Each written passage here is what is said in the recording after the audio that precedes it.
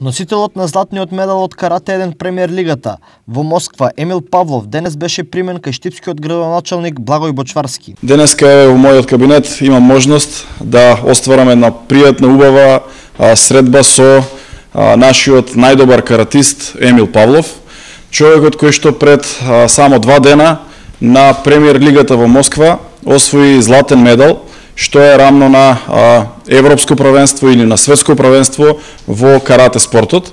И што е уште поважно, Емил со овој златен медал е поблиску до Олимпијадата која што ќе се одржи наредната година. Успехот на Павлов во Москва е голем, но комплетен ќе биде откако ќе ја постигне олимписката норма. Ова ми дава една голема надеж и ми ја врати само до вербата дека можам да ги победам сите во мојата категорија, да продолжам во ова темпо и да се најдем на Олимпијадата во Токио 2020.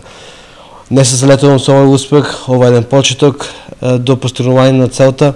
Јас и во наредниот период ќе тренирам ако трпно, ќе дадам се од себе за да се најдем на Олимписките игри во Токио и после подолг период Македонија да има роден македонец на една Олимпијада.